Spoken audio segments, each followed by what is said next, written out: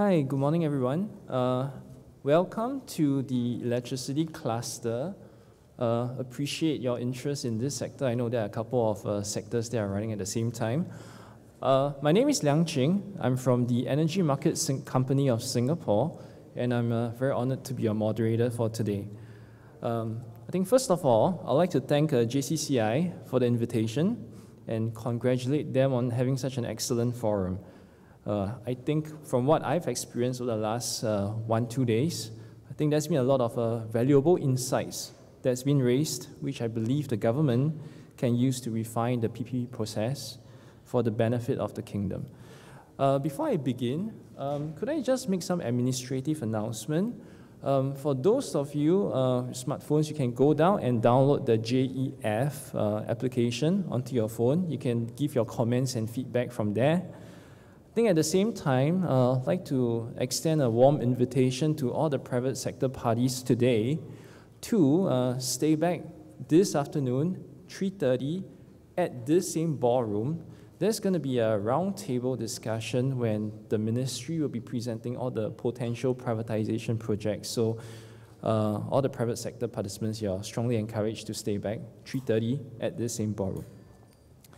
Okay, moving on. I think the theme of this whole conference, last 2 days, is a very clear indication that the Saudi government is very responsive to macroeconomic changes.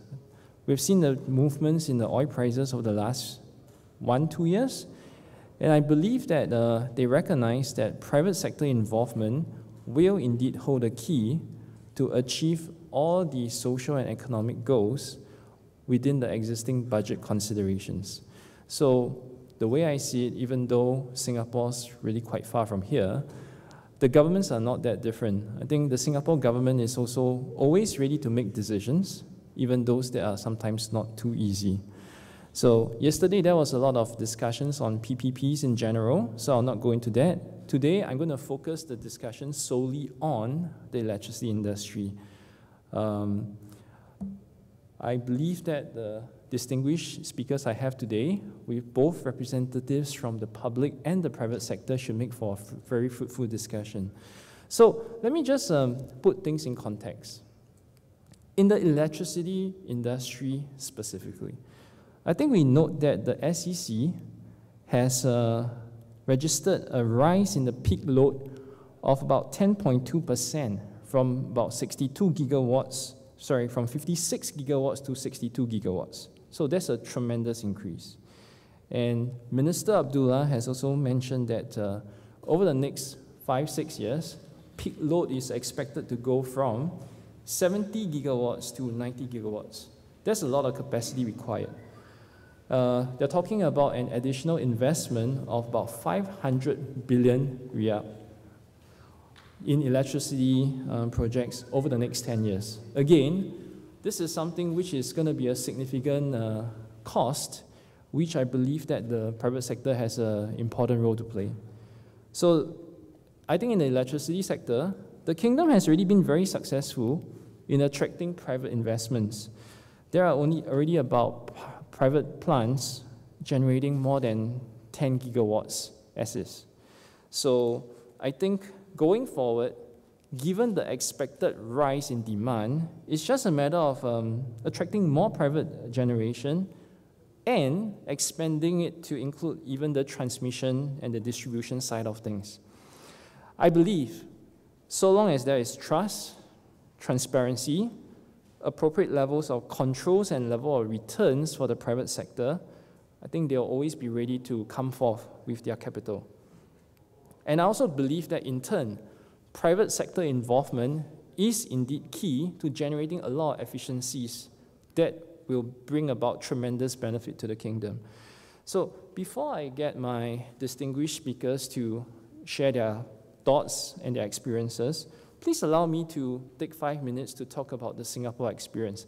How, with the private sector participation into the electricity industry of Singapore, we have seen tremendous growth in efficiencies.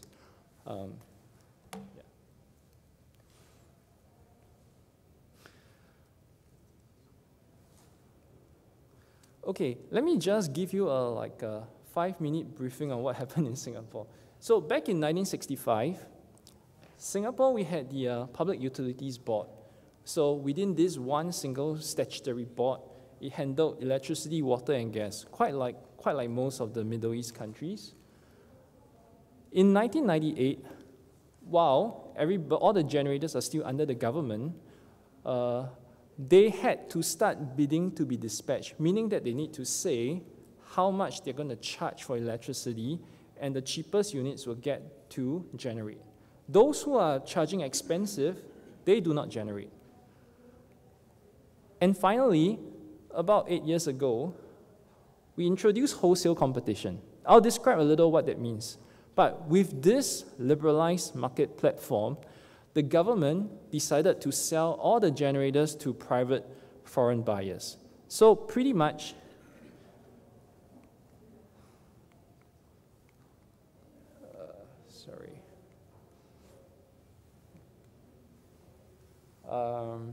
can I move the slide?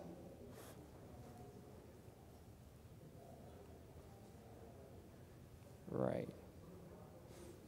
Hi, excuse me.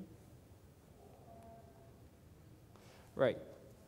So as you can see, there was this tremendous transition. Before 2008, all the generators were owned by the government, 100% public. There was a decision in 2008 when the government decided to sell the generators to the public. And this was only possible in this current climate of having a wholesale competition. So what exactly is the wholesale competition situation? In the wholesale competition, it means that we keep running 30-minute auctions.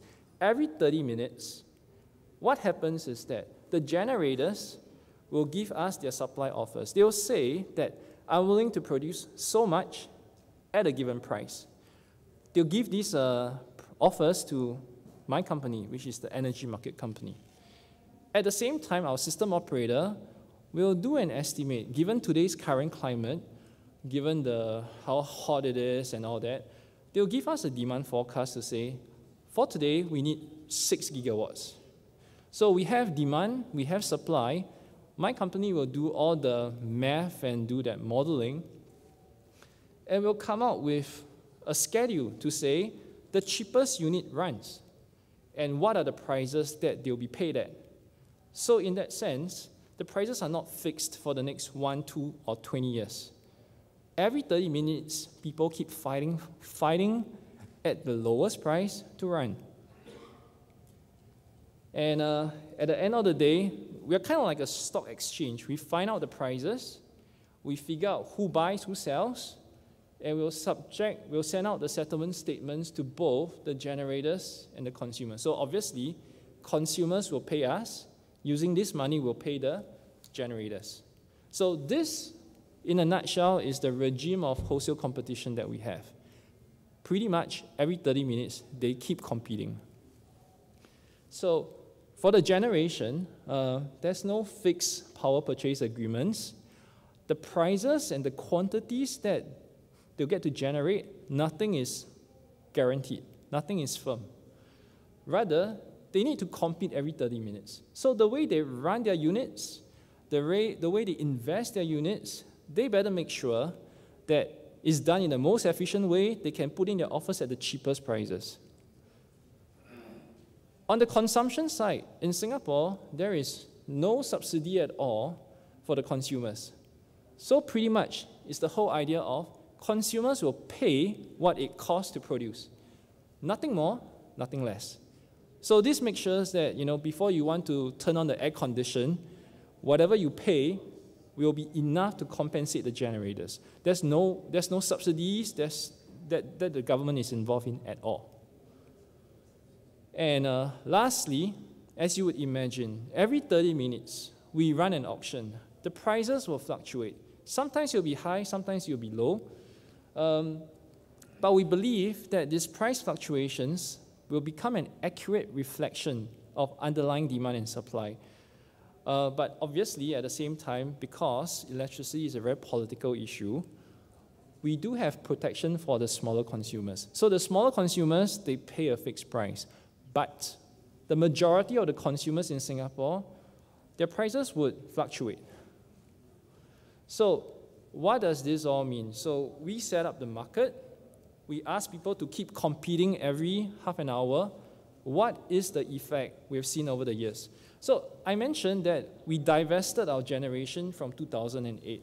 So as you can see from here,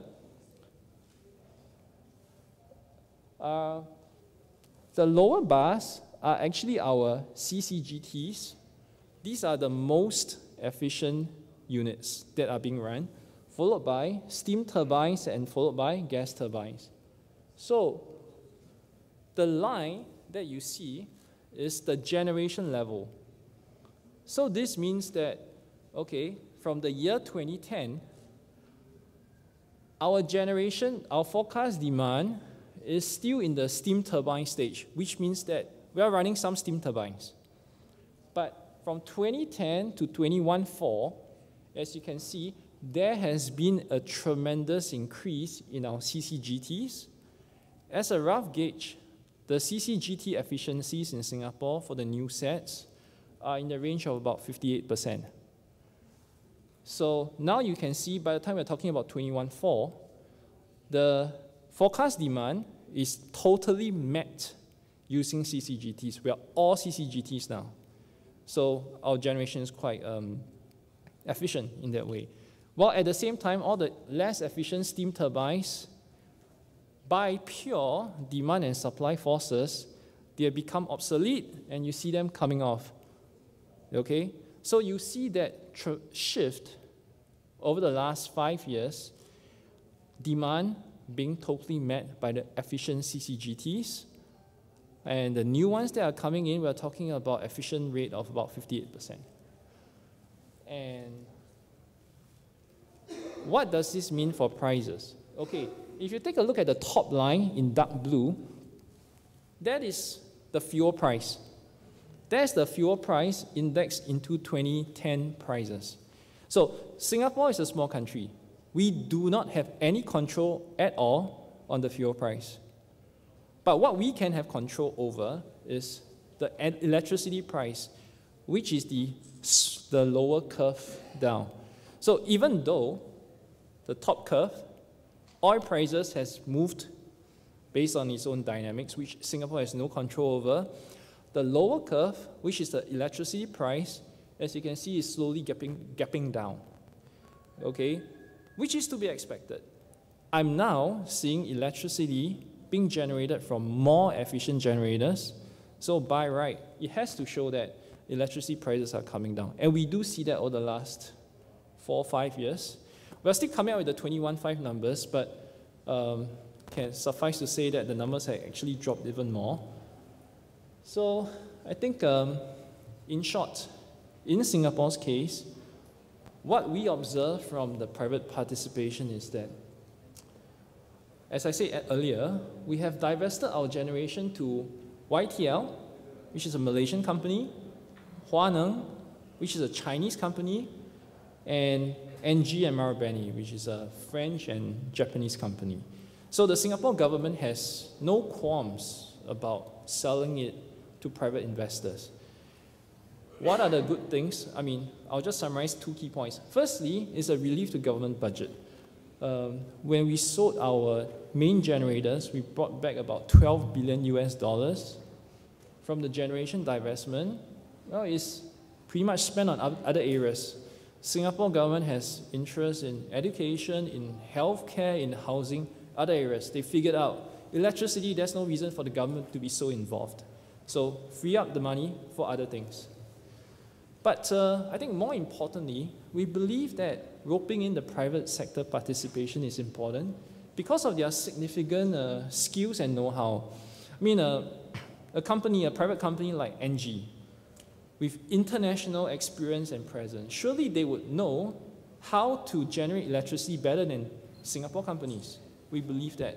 So roping in these international partners, there's a lot of transfer of their skills and know-how to Singapore. And the bottom line, which is something that the Singapore government is always very interested in, how is the efficiency? It does enhance efficiency, as I've shown from my graph. And this is extremely important because Singapore imports all our fuel sources. We have no fuel at all. Our oil, our gas, all imported. So the more we are efficient in running our plants, the less it costs us. And we obviously need to stay cost efficient as we attract other companies. So I think that is all in a very short nutshell of what has Singapore's private sector participation experience been like, which is quite, been quite positive.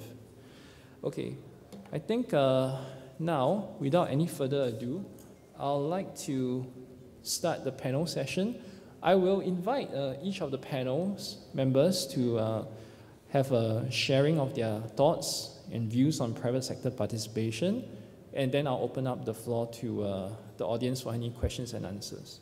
So, can I just introduce His Excellency Dr. Abdullah Muhammad Al-Shehri.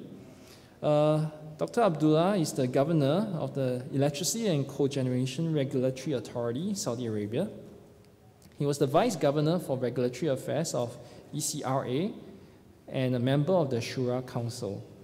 Dr. Al-Shehri was a Professor of Electrical Engineering and ex-Dean of Graduate Studies and Scientific Research at King Fahd University of Petroleum and Minerals. Dr. Al-Shehri received his PhD degree from Oregon State University, USA, on power systems. He obtained his MSc and BSc in electrical engineering from King Fahd University of Petroleum and Minerals, Dhahran, Saudi Arabia. His Excellency, please.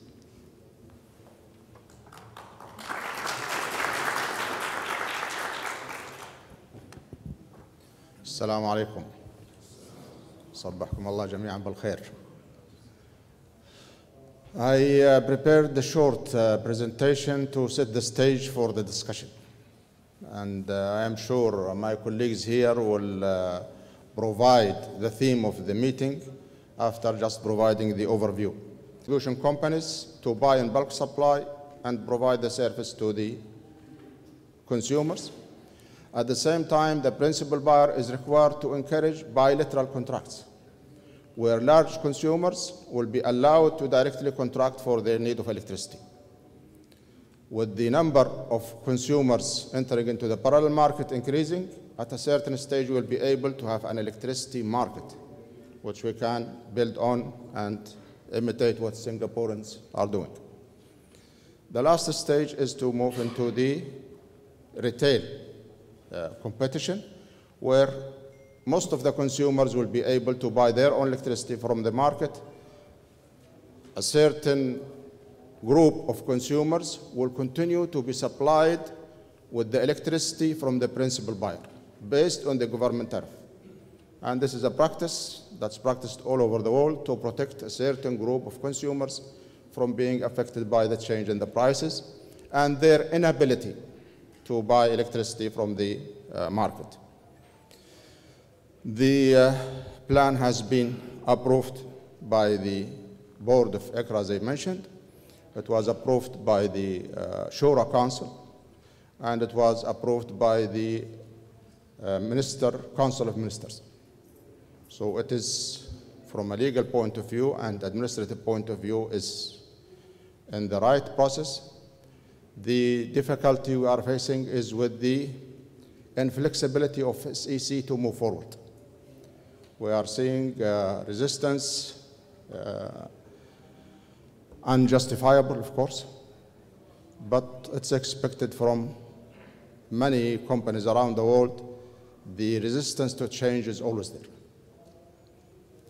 Currently, as I said, the dependence on the government support has to be mitigated, and we hope that we'll be able to move forward. As you see now, probably Ziyad will talk about the steps that they have taken. It does not match what have been planned yet, but I think we'll be able to. What's this? It's up to them. We are done. He's showing me the presentation. Did not work there, but we are already done with it. It's good that I did my homework and memorized.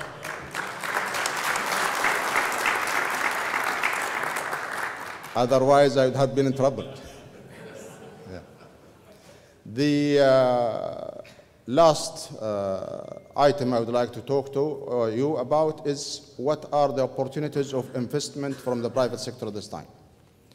And we think the first part is, of course, investing in building power plants. The largest investments required to build generation, as I mentioned, we need over the last coming 15 years to build at least 100,000 megawatts.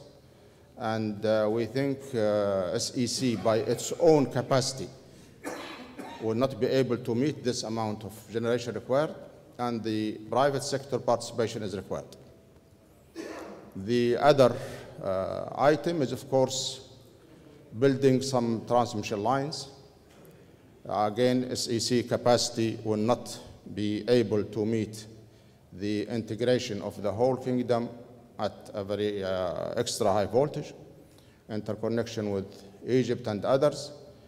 And some of the major transmission networks can be put forward to the private sector based on BOT arrangements. The other venues is, of course, operating some of the existing power plants. SEC generation, according to the restructuring plan, is supposed to be broken down into 4 companies. These 4 companies are going to be of almost probably 15,000 to 17,000 megawatts. And these can be privatized by either entering the strategic partnership with some of the local or international companies, or they can be put forward as an IPO for public participation. And we think this can also generate good revenue for the government. The investments that have been there, I think the government can gain a good amount of money from this prospect. The fourth field that we think is appropriate for investment is we conducted the feasibility study for smart meters and smart grid. And the study showed that the cost of rolling out the existing 8 million meters and adding almost 500,000 meters every year and improving the smart grid applications in the grid will cost almost 12 billion over 10 years. The benefits from this project, the direct benefits exceeds 30 billion. So it's a feasible project based on its merit only. The net benefits, the total benefits, is exceeding 100 billion.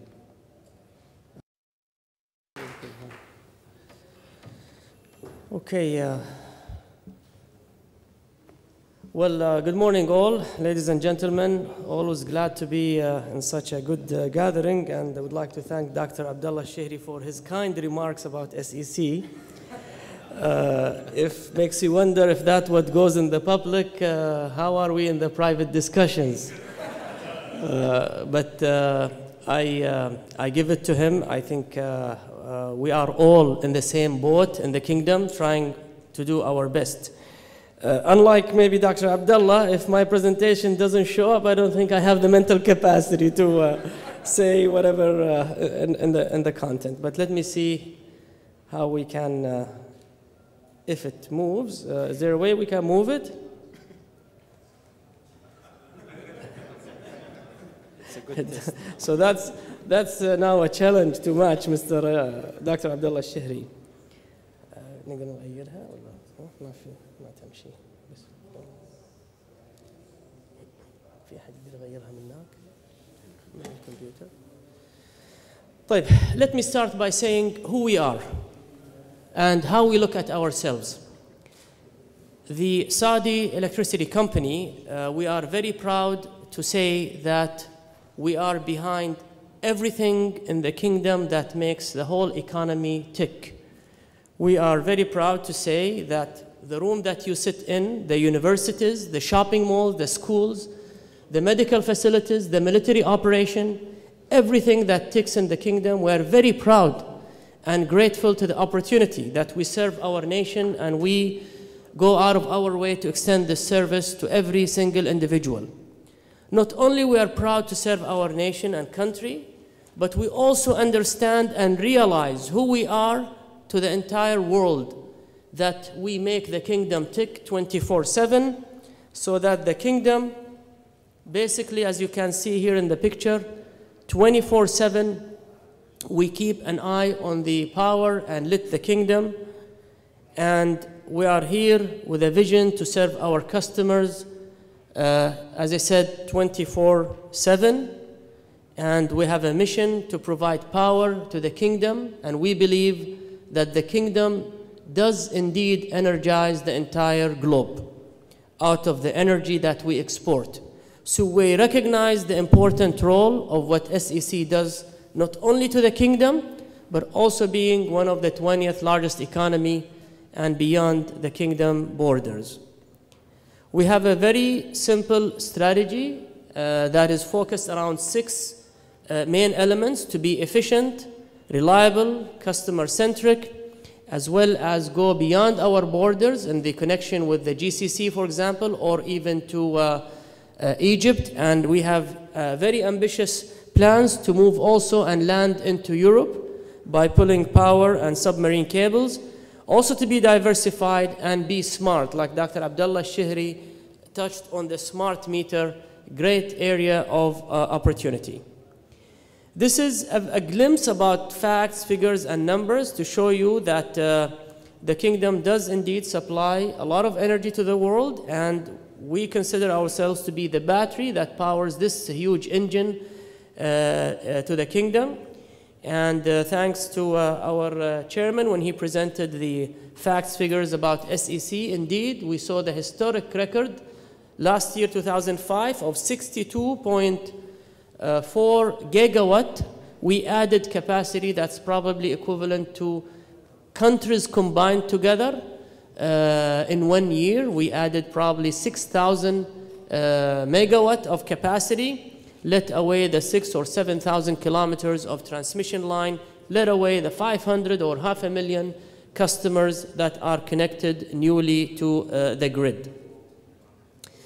Talking about the great and wonderful geographic location that the kingdom enjoys, we are already connected to the GCC grid with a 1,200 kilometers of transmission lines that can also transmit or exchange power of 1.2 gig or 1,200 megawatt.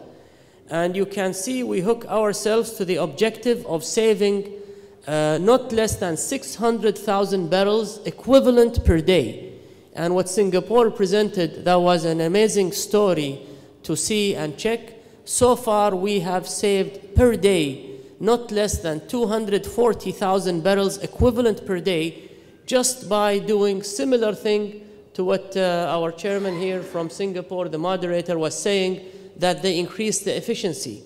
We took our fleet and we keep improving the efficiency. Could it be for the power sector or even for our colleagues in the water and desalination facilities or even Saudi Aramco? So the entire grid of the kingdom is basically being improved and lifted in the efficiency to the tune, as I said, of saving not less than 240,000 barrels equivalent, both oil and gas, per day. So the opportunities are just wonderful and great. You can see the numbers here. We don't have to go through them. More than 65,000 kilometers of transmission, more than 500,000 kilometers of distribution, and 8 million customers. I will go now, do we consider this to be an opportunity or a challenge? To me, this is a wonderful, wonderful opportunity for all our partners, for all our stakeholders, the private sector and the government, and also the citizens of the kingdom and our partners from all over the globe. All of these combined together, I guess just for the sake of time, we will just go through them very, very quickly. All of this combined together form a huge opportunity. Could it be on the efficiency? Could it be on the smart meters opportunity? Could it be on the huge projects that we have? We do see a great, great opportunity for international companies to come and chip in and participate in the development of the power sector in the kingdom. We in SEC realize that this is a great challenge, but also presents, as I said, a wonderful opportunity. We embarked on a very basic but focused strategic transformation program that soon we realized we were so encouraged to even accelerate the strategic transformation. And we have finished or consider ourselves done with phase 1, where we created, we believe, we brought the value, the discipline to the process, and we are ready to launch now phase 2, and that's by inviting the other companies to evaluate and look into the sector and assess the evaluation to co-lead the development of the sector and truly participate in the opportunities available in the kingdom. And phase 3, we already even started phase 3 by going beyond our borders, by being hooked on the GCC countries. We are looking to connect with Egypt. The project will be awarded this year. This is no less than 3,000 megawatt of capacity, of electricity exchange between us and Egypt. And of course, we also have ambitious, as I said earlier, to go from even beyond Egypt to Europe, and we could be landing in Turkey. We have discussion going on with Turkey as we speak, and to land no less, as I said, than 3,000, even to the potential or to the tune of 10,000 megawatt. And this could form a wonderful opportunity for the arbitrage between summer and winter.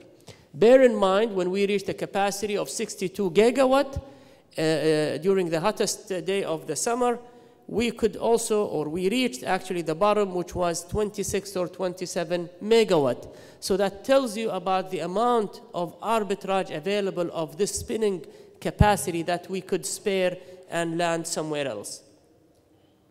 This is part of the opportunity that we are committed. In 2020, we will be saving 340 million barrels just by increasing the capacity and doing the right investment in our projects. The cost savings, as I said, depends how much we value the barrel. Is it international or domestic? But as you can see, the barrel is a barrel, and we stand to gain, or the kingdom stand actually to gain, huge amount of billions of dollars based on that. We also aspire to be, of course, as I said, international as well as diversified. We are very pleased to say that all of this could only tick if we have the right human resources. Since we believe strongly in the fundamentals that the human resources are the people behind everything, we created the Executive Leadership Center and we inaugurated it. It's in Riyadh Business Gate, and we are very pleased to say that it has been visited and keynote speeches were given by no less than His Excellency, our regulator, who keep reminding us what we need to do and throwing the huge challenge for SEC and for the entire sector to deliver, but also no less than His Royal Highness Prince Abdulaziz bin Salman, who is heading now SEEK, the Saudi Center for Energy Efficiency, and the head of SAGIA, His Excellency Abdul Latif Al Athman, and of course no less than our own Minister, Engineer Abdullah Al Hussein, and the dignitaries and CEOs from all over the world. This center is also have an advisory board from E.ON, GE, Russ Michigan School, the MIT, the head of the Sloan Fellow, JP Morgan, Saudi Aramco, Al-Ulayan Company, the head of Al-Ulayan CEO, Mrs. Lubna Al-Ulayan. So it's a very, very well diversified advisory board to ensure that the leaders of SEC will be groomed and developed to assume all the big responsibilities that maybe our regulator spoke of, is to take and address the issue of the entire power sector in the kingdom. Could it be on the demand side? Could it be on the demand side management? Could it be the renewable? Could it be all the economics and what it takes to create a truly, truly world-class power sector in the kingdom?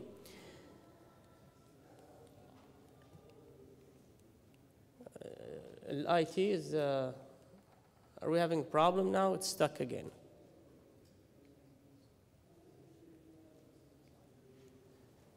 I think what's remaining, can you fix it? Can you advance it? Because I want to show the numbers.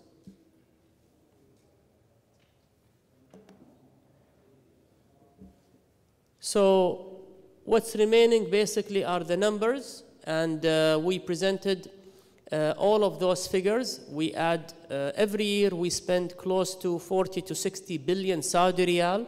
That is on generation, transmission, and connecting close to 450 to 500,000 of our customers.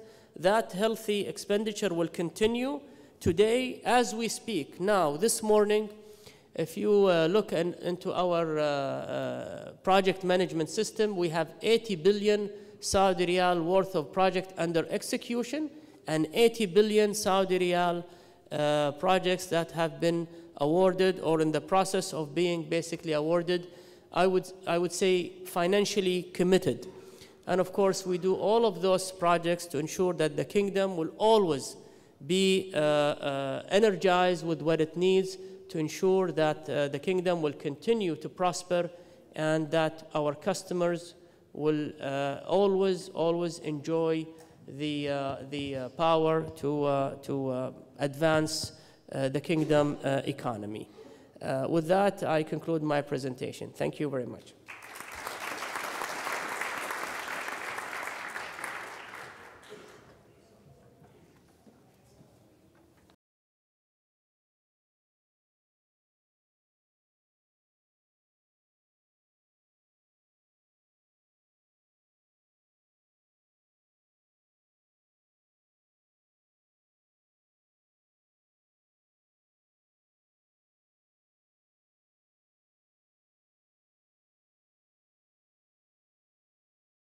Is the chairman of Abu Nayan Holding Company and serves as the chairman and member of the board of directors of many reputed companies.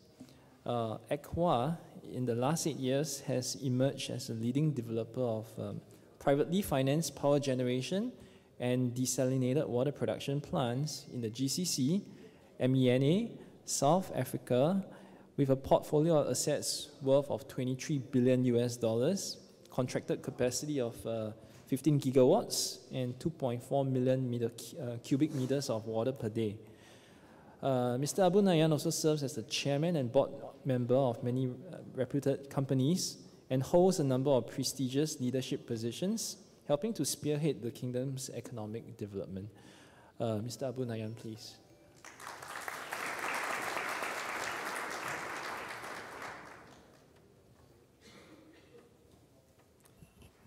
بسم الله والصلاة والسلام على أشرف الأنبياء والمرسلين نبينا محمد وعلى آله وصحبه أجمعين. Good morning, ladies and gentlemen. The good news is that I did not have something to present. You know, it will save the moderator and save everybody time. I think I have a very difficult, you know, now really situation, because after the presentation and the speech of His Excellency Dr. Abdullah Al-Shehri, and after my colleagues, really Ziyad Al-Shiha, really having this wonderful presentations and the explanation about the sectors and what the challenges the sector has and what the opportunities the sector is really proposing. But if you allow me just to use this event as a small marketing of ACWA Power. ACWA Power, it's a company that has started from the vision and the strategy of the government of Saudi Arabia to do privatization, you know, public-private partnership, and it has been done through, you know, God bless him, King Abdullah, when it was the High Supreme Economical Council has placed the resolution of public-private partnership for desalination and power production in Saudi Arabia, 2002. And, you know, ACWA Power has been in the business from 2004. It started like any company with a vision, with a strategy, and with clear ambitions. But this will not be possible after God willing without the support of the Saudi government to have the platform of a very professional, very transparent, very well structured of really public-private partnership in the desalination and power sector, where it started. Shu'aiba was the first project, has been launched, if everybody you know, and it was extremely successful. That has encouraged local and foreign investment. I still remember in 2002, 2003, when I met GDF Suez at that time, today is ENGIE, when I met International Power, when I met AES, when I met Aeon, RWE, everybody you could think, Japanese, they were doubting. And they were saying this will not be an opportunity, will not have the investment, it's risky, it's a concern, this will not be happening. But I'm very happy to say that the time is telling today that success follows success. And we have seen ENGIE, we have seen other Japanese, Marubeni, Sumitomo, Mitsui, others, everybody is coming to Saudi Arabia to invest in the power generation and desalination. That shows you that if you have the right environmental structure, you have the transparent, professional, and clarity on launching, then you can make it happen. Today, I'm very happy to say that Aqua Power, after, it's now almost 15 years, that we have been extremely successful here in Saudi Arabia, not because we are local. The good thing about the system of public-private partnership in Saudi Arabia, it treats local and foreigner at the same foot. And this is a unique. I have seen it in France, I have seen it in Europe, I have seen it in Malaysia, I have seen it in many countries in Korea, others. They give differentiation to the local and a huge barrier for external companies to enter. And if we go back to the history of privatization in Europe and also in the United States and some of these Asian countries, that they did not give equal footing for local and foreigners. But I have to say that Saudi Arabia has been very well advanced, very transparent, in a very professional, international way that, everything is the same competition. Aqua Power has been successful here because we have delivered in every bid 20 to 30% lower tariff from the second bidder. We have delivered higher efficiency. We have been able to make almost 11 billion riyal to Saudi Arabia economy from the time we start until today, that the difference between the first bidder and the second bidder. And this is really what we call, when you have a vision, when you have a capacity and capability, really you do a great, value added. Unfortunately, here in Saudi Arabia, the government has changed the policy 2008, 2009, not to allow any more production of desalination and power combined. Then at that time, I think it was good that we had a plan to go outside Saudi Arabia before that happened, that decision happened. And today I'm very happy to say that 70% of our investment now, it is internationally. Today we are only 30% in Saudi Arabia. All the project now, it is under construction, is 11 projects outside. And we are concluding this year only 10 project financial closure.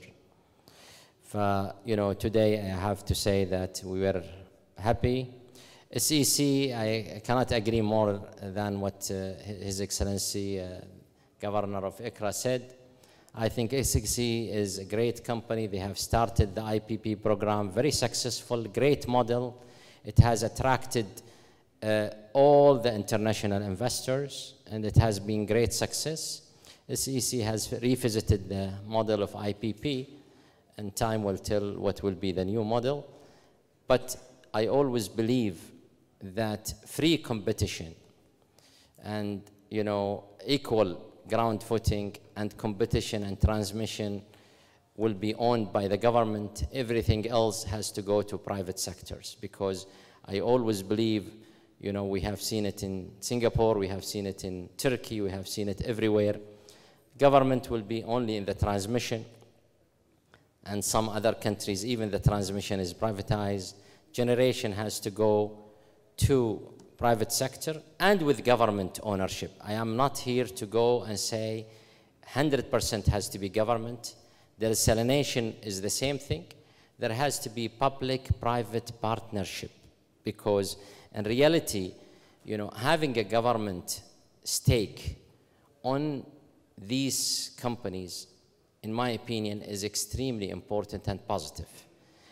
But the right things to do is let the government do regulation, what they are good at it, but make the private sector enhancement on the efficiency, in the cost, in the really competition, make market free for innovation, and that's what we have seen through Singapore. You know, I'm very happy to say that your efficiency in Singapore, 58%. Today, the latest plant we have today in Rabagh 2 is 58.5. You know, it is really, and this is 50 cycle. I'm sure that everybody knows 50 cycle is higher efficiency than 60 cycle. 60 cycle has also a little bit of constraint. But again, I have to say that all the IPP is very high efficient. Korea is 54% efficiencies. And I have to say that the private sector, not because they like to get, you know, fuel at $4. You know, when you have a fuel $4 in the equation of conversion, does not drive efficiency. When you have a $30, $40 international price that your benchmark in the conversion, that the right thing to do is to go for higher efficiency. What we need is higher efficiency. CapEx, I have to say, and I don't want here to feel also sensitive, but our CapEx was lower than the utility CapEx, 30 to 40%. The cost, operation and maintenance, today I have to say that it has been lower. Why? Because I have shareholders, I have stakeholders, and always we are, you know, under the pressure on a daily basis to pay to our lenders, to pay to our shareholders, and to pay to our, you know, team, because that's the right governance. You know, project finance has the best element of making proper governance in your cost, in your, you know, margin, in your efficiency, in your reliability, in your sustainability. I believe that, you know, what we are hearing now with the new vision of the government is extremely encouraging, because there is a real transformation happening here with the leadership of King Salman and the Crown Prince and the second Crown Prince. Is really, we have seen from day one, from January 2015, in the speech of the King, it has a clear direction, clear vision, that it's a private-public partnership. And that's what we have lacked here, because unfortunately, I have to say, and this is very maybe difficult to my colleagues in the private sector here, unfortunately, our private sector here is not well matured, because the private sector here, unfortunately, in the past 60, 70 years has been acquainted to trading business, to investment in real estate, to investment in quick wins and quick money. I don't think the private sector yet become to the maturity that they have to think about long-term such projects of infrastructure, long finance. You have to think about reasonable return on investment, because again, these businesses does not give you, you know, 2 digits.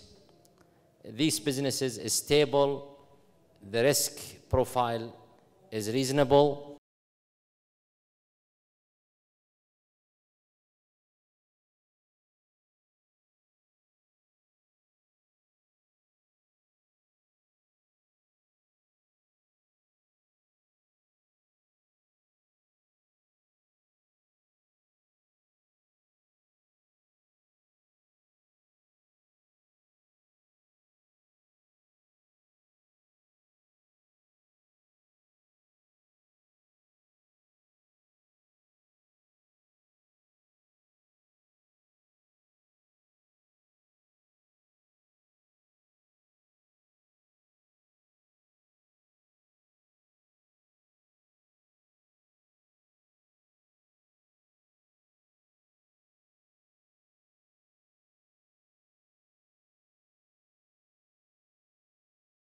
You know, we want to be the sponsor, and the agent and the commissioner is gone. And we want to be industrialist, producing adding to the economy, adding to the society, training our human capital, and really doing something where it is going to be sustainable. And this is the growth of this country, and this is the only, I will say, way to make it happen. Because, you know, end of the day, it's all about economy. And the oil revenue will not be sustainable. Today we have seen it, 70% in 1 year. The prices is lower.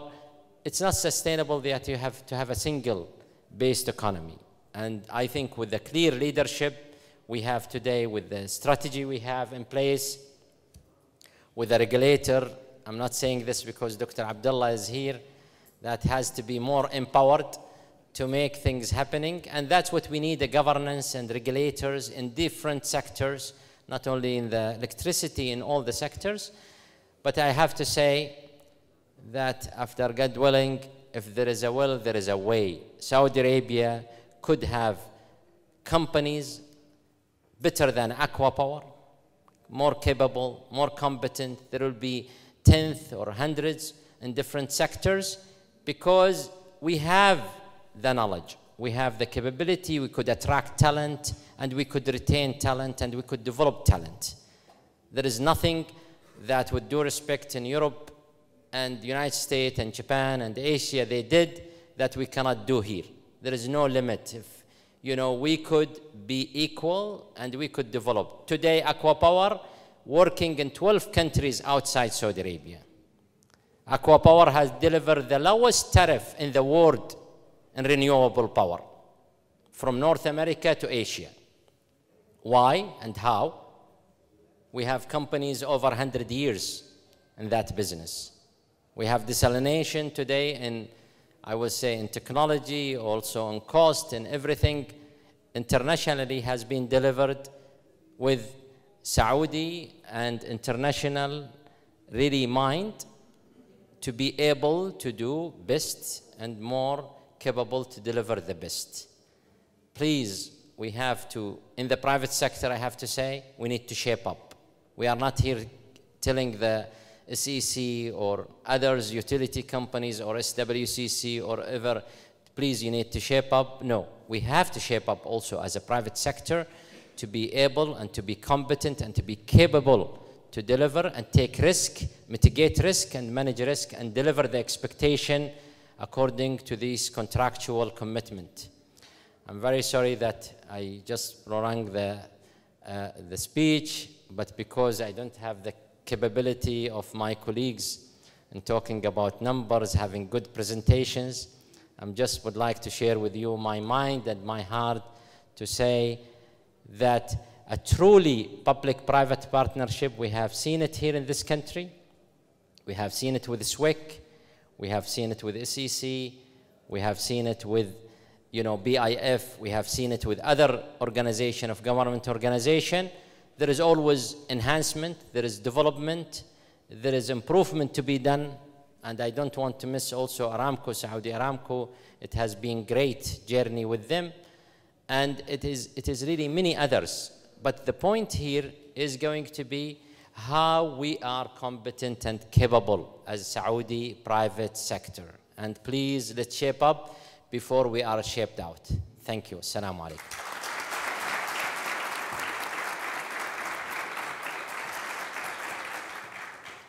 Thank you. Okay, for our last speaker, we have Mr. Suresh Bhaskar, who's the Head of Business Development for the GCC region for ENGIE, based in Dubai. In this capacity, Suresh leads a team of developers who are responsible for developing IPWPs in the GCC region. His core skills are in strategy, project development, financial analysis, equity and debt structuring, and financial closing. Suresh has led several successful transactions in the Middle East and Asia region, and is a key member of the team which developed about 27 gigawatts of power assets in the region.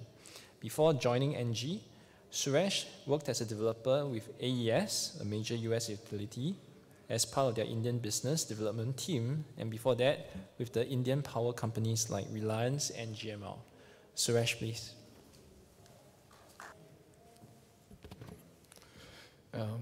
Good afternoon, everyone. Ladies and gentlemen, First of all, I would like to thank the organizers for giving us an opportunity to present our group here. The good news is that I hope the presentation works, but the bad news is that if it doesn't work, I don't remember as much as my colleagues do, okay? But I hope it works. What I want to do with this presentation is that I think GDF Suez as a company is well known to many of the people in the room, but I think of late, the last 1 year or so, it has undergone some transformation. And the transformation has been imposed upon us due to various circumstances, external circumstances. So we have a new CEO coming online from May 2016 onwards. The Europe, our home base itself, has undergone some major changes. So all in all, I think the management looked at the external circumstances, internal, and then thought the time is ripe for undergoing some transformation. And what's the best way to undergo a transformation? Change the name. I think that's what many people do. So what is it? GDF Suez is now called ENGIE. It's not ENGIE in French. It doesn't mean anything. ENGIE means, why ENGIE? Because ENGIE rhymes with energy. ENGIE is also very easy to pronounce in many languages. It's important for us because we are present in 70 countries all over the world. So from that perspective, it's very, very important that we have a name that's easy to pronounce and it's very neutral.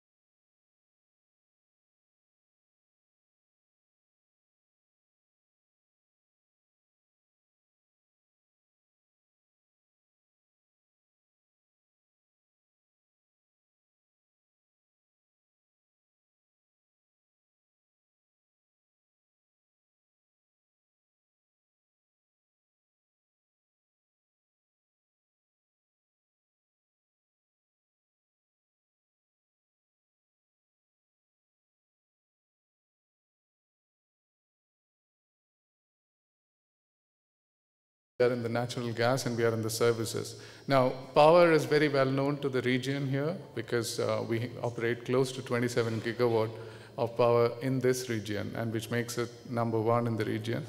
But we do have a very strong gas angle as well. I mean, the statistics speaks for itself, both in terms of LNG supply, be it in terms of transport, and be it in terms of distribution. Even on the power side, I mean, in this region, it's more known for the generation.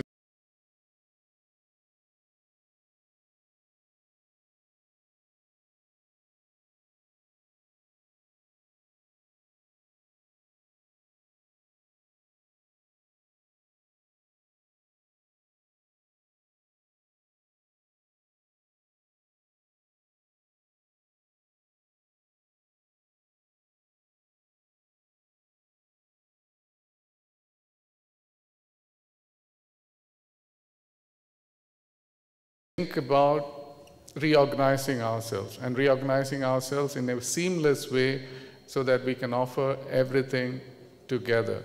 Just a few words on the power side itself, which is, I mean, this forum is all about the power side. So if you look at the capacity, installed capacity of 115 gigawatt that we have, it's a very low carbon portfolio that we have. If you look at approximately 85% of that 115 gigawatt is from low carbon fuel sources. We do have close to 15% of coal. Now, I will come to the strategy and how we are trying to decarbonize our portfolio as much as possible. So to that extent, there will be some asset rotations you will see world over on the coal assets. So what is our strategic ambition? We, of course, want to be the best in what we do, which means we want to become a benchmark energy utility. and we also want to be the leader in the energy transition. This is very important for us. I mean, when you talk about energy transition, you would think, okay, the word looks very fancy, but what does it mean? I think my esteemed colleagues from the industry, I think when they spoke about, did touch upon many of this, you know. World over, the energy sector is undergoing massive transition. I mean, even in the region, I mean, even if it's not in the market conditions, but in terms of the choice of the generation capacity, you can see it. The solar capacity is steadily increasing. I mean, the solar tariff is becoming low and low. It's making a compelling case. Mr. Abunayan talked about Aqua having a very low tariff. Ourselves, we have participated in tenders world over, and the tariffs is falling steadily. So, 5 years back, if you look back, would it be possible to tender out a 800 megawatt solar plant anywhere else in the world? We would think perhaps not, but it's very much possible. DEWA is doing it in Dubai. Qatar is thinking about 1 gigawatt solar park. So the utility scale solar projects are becoming more and more real. So we want to be a leader in the energy transition. How do we become a leader? We try to decarbonize our portfolio and try to become a world leader in the renewable space as well. So with all this in mind, how to position ourselves better in this transitionary phase, we have undergone some reorganization from 1st of January onwards. In the past, we used to have different branches handling different businesses. I mean, for example, the power used to be different, gas used to be different, services used to be different. So we have merged everything together. So which means that we have reorganized ourselves as these business units, which are very region focused. And we fall under the Middle East, South and Central Asia, and Turkey BU. And I'm responsible for business development in that region. How does it help in terms of reorganization? It helps us to meet the customer needs in a seamless manner. Be it a customer who needs power, a customer who needs gas, a customer who needs services, everything can be handled by one regional business unit, which is the idea behind reorganization, which we feel helps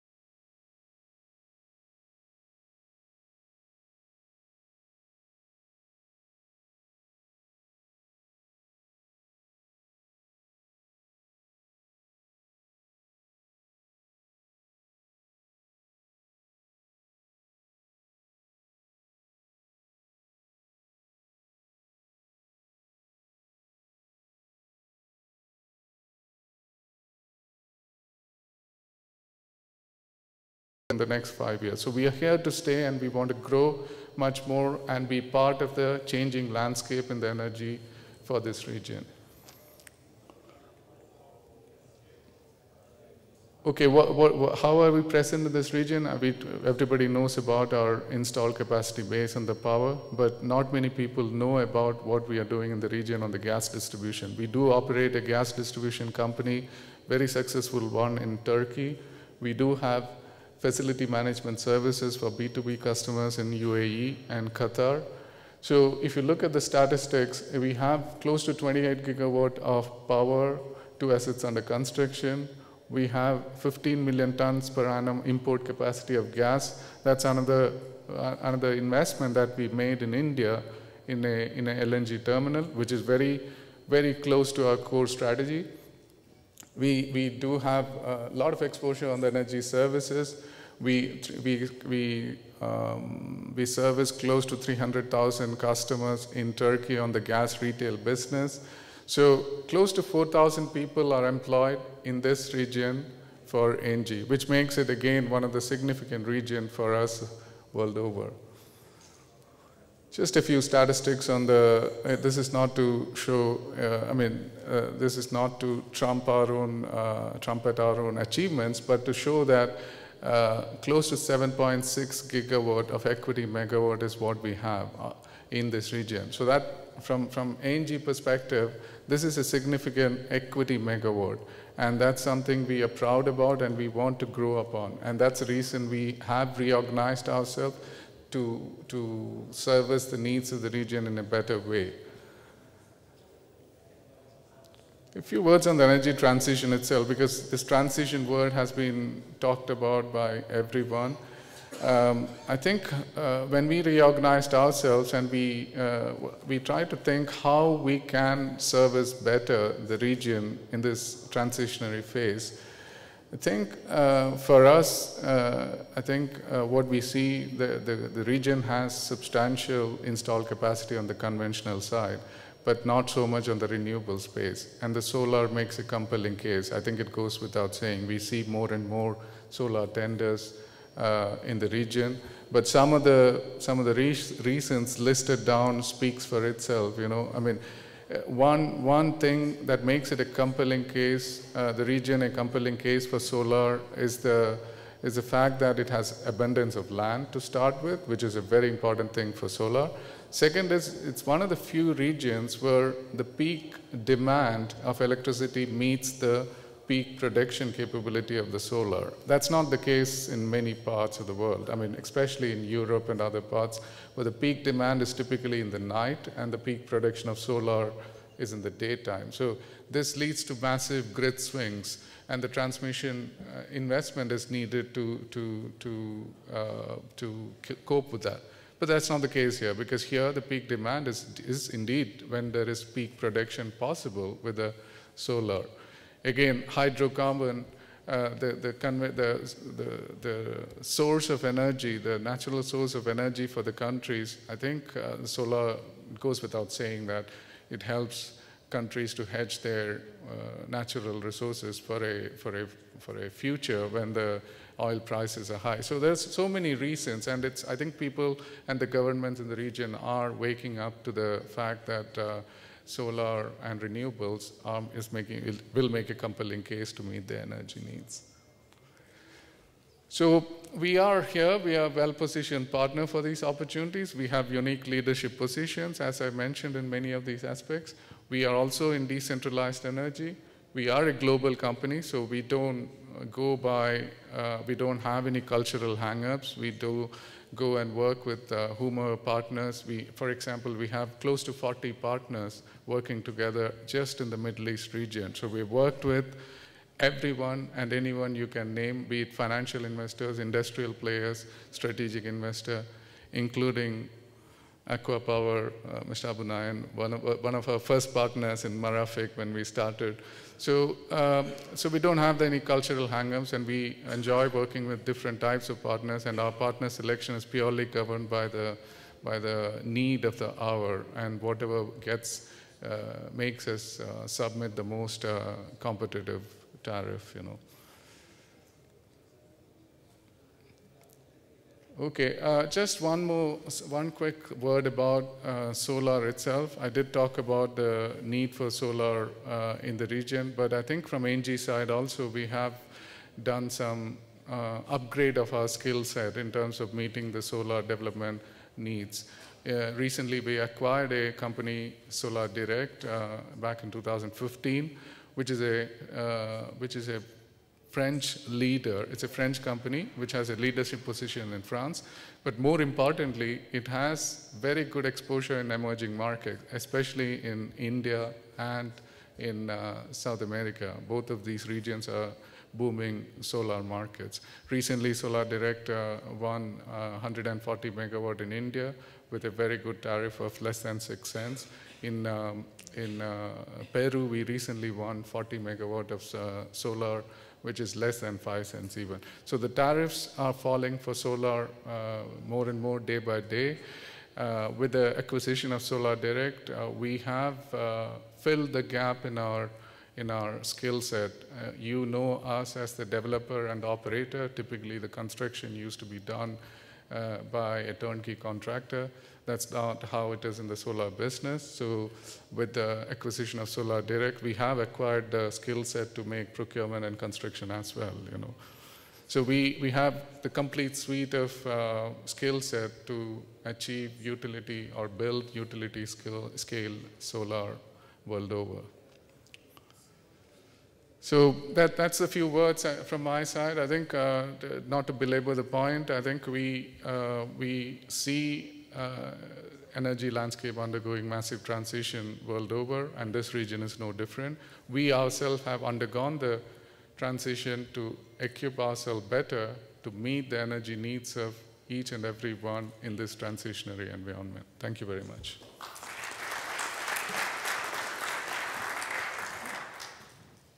Hi. Thank you, Suresh. I'd like to now open the floor to a few questions, but before I do that, I actually have a question myself for His Excellency and Engineer Ziyad. His Excellency, in one of the interviews, he mentioned that the peak demand is growing at 8%. Engineering, the average energy sales is growing at 4%. So there seems to be a gap between how much you need to invest versus how much you actually get back. So while solar is one of the obvious ways to do so, to what extent would you consider, or would Saudi Arabia be open to some sort of trading using the GCC grid? Well, you are right. The growth rate in the peak demand is higher than the growth rate in the energy sale. And unfortunately, or fortunately, the installed capacity is not highly utilized. We are talking about a load factor of 60%? 55% load factor. We think the mitigation can be done by several ways. One of them is, of course, trading with other countries, like the GCC, where the grid is connected. But there are other ways. One of them is the time of use tariffs, which can encourage large consumers to reduce their demand during the peak, but they can use more energy during the off-peak hours. The other approach is, of course, the demand-side management. We conducted a feasibility study for this, and it shows that there is a possibility of reducing the peak load by almost 8%. And it can be done. It's going to save building more capacity that's used only for a few hours per year.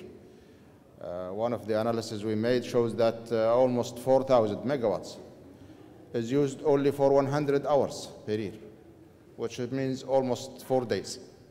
And the rest of the year, it's there, standing. So there have to be serious demand-side management programs that can mitigate this. The interconnection with the GCC is working now for emergency support only. And the 6 GCC countries are trading in kind energy. But the trading in its commercial sense is not yet effective due to the fuel subsidy in the GCC countries. Every country is subsidizing the fuel in a different way, but it's subsidizing it for its own use. And there is no common policy for what will be the fuel used for trading, what will be the price for that. And I think the GCCIA is going to work on this, trying to come up with a suggestion that will encourage trading among the GCC countries. Interconnection with Egypt, as Ziyad mentioned, is coming, and we think it's going to also help. But of course, the subsidy of fuel has to be resolved before allowing trading with other countries, and this is, of course, government policy. Probably the most effective interconnection in the future will be to interconnect with Turkey, where the peak load there is during winter and our peak is during summer, so there is a big opportunity for both countries to benefit from exchanging during the 2 different peaks. In the GCC countries, the peak is almost at the same time. So the saving in peak capacity is minimal. Thank you, His Excellency. Could I open the floor to questions? Could I request that you state where you're from and whether your question is directed towards any of the speakers? Okay. The gentleman over there. Assalamu alaikum. Al-Shehri from the National Commercial Bank Project Finance Team. My question is directed to His Excellency. Will we be seeing any major tenders coming to the market in renewable energy in the recent future? And if there are, will they be focused more on solar energy given the low tariffs, or the nuclear renewable energy, seeing that Saudi government has signed several MOUs with different governments? And thank you.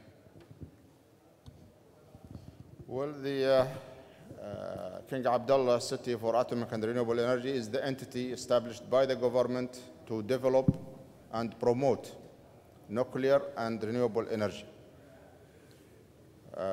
They developed a white paper that you probably have seen. It was discussed in the government and it has not been approved yet.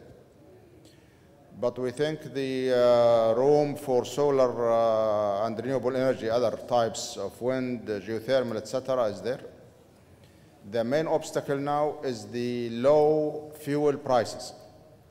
With the fuel currently priced at $4 or $6 per barrel, it is still difficult for the renewables to compete with this price. And if the government does not provide subsidy for the renewables, as it is subsidizing the conventional sources, the possibility of seeing major change in the market is not yet there. However, with the changes now in the government policies of repricing the fuel at higher prices, the huge drop in the renewable energy cost, and the need for the renewable energy during the peak hours to cover part of the peak load will resolve some of the issues that we mentioned about the built capacity which is not utilized. I think these three factors is encouraging for future huge electricity market from renewables in the Kingdom of Saudi Arabia. Any other questions?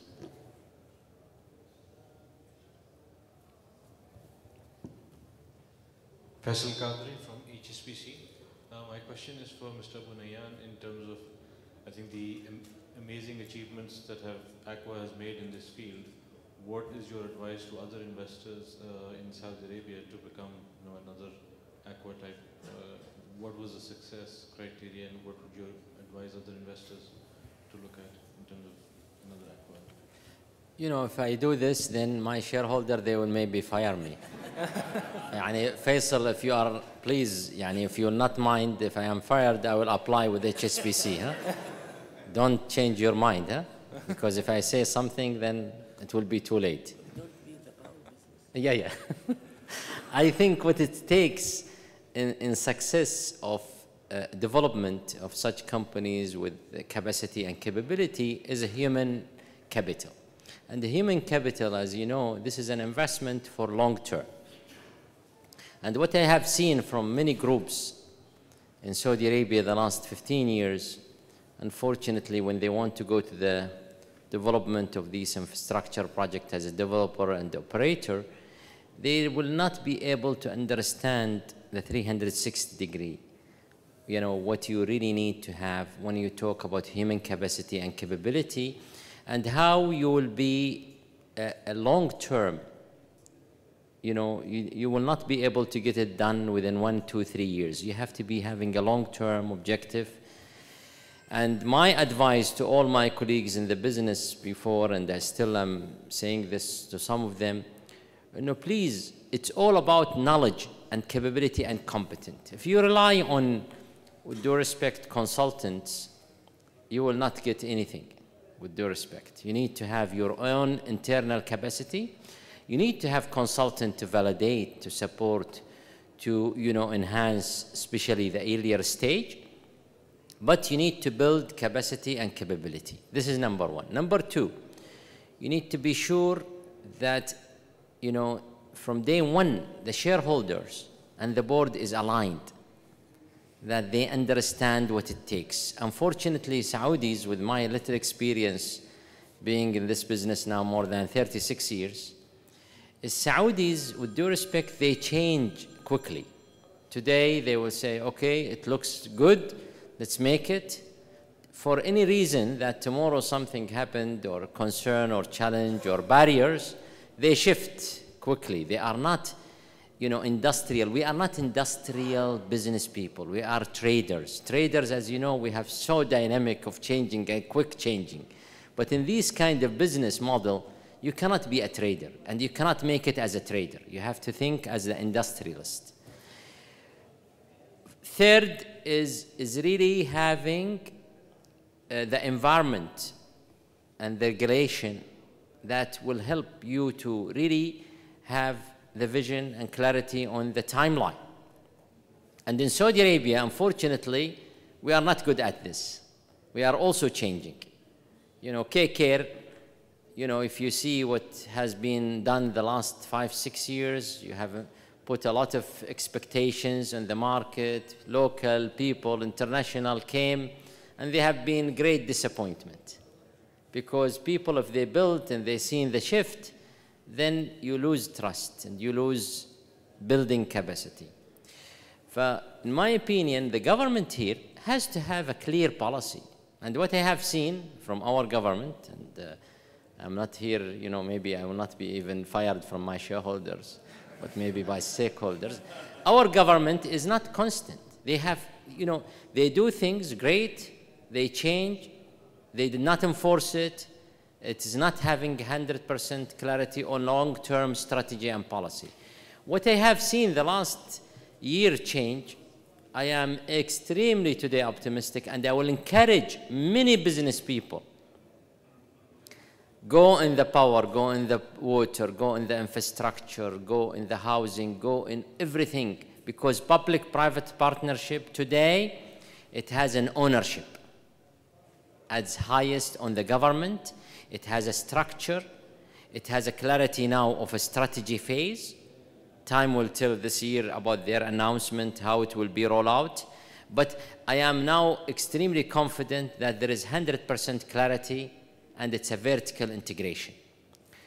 For the only remaining things that the private sector today, after the government decided to launch this, and it's, you know, private sector has to act very quickly now, is to be sure that they are very well prepared. Financial institution, Faisal, and I need your help, and I will attack you at HSBC, if you allow me. Financial institution here, with due respect to Saudi banks, you know, they have also to change. International banks here, they have to change. You know, we want to see the financial institutions here also has to change. You know, they are also spoiled, our banking sector. The international banks, they have no, you know, they did not want to have their skin in the game. They want to do a quick advisory or sometime, you know, structuring or all of this. We need to see the government has to create bond market, long finance tools, rating of bonds here. Why we have to go for a rating outside? Malaysia did a very good example. Other countries did a very good example that you have to have your own rating, and then you could have your finance. Because if you are not completing the cycle, then there is no success for many private sector to exist and to develop. So we need to see regulatory clarity, strategy, implementation, and structure. And I would like to see here in this country one body in charge of PPP. Today, I'm sorry to say that it is fragmented and it will not work. There has to be a central procurement body for PPP to have knowledge development, containing of knowledge, repeating knowledge, and avoiding any mistakes, and learning curve will be always, because we need to be dynamic. we not want to just say the IPP model that has been done is 100%. You cannot revisit it and change it, or the IWPP and enhance it. No, we have to do this every 3 years, every 5 years to revisit and enhance.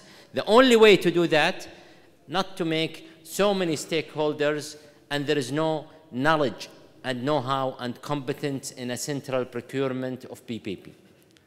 I'm very sorry that the answer is too long, but I use it again to try to pitch that you could find me as a good colleagues, that you will attract me if I am fired.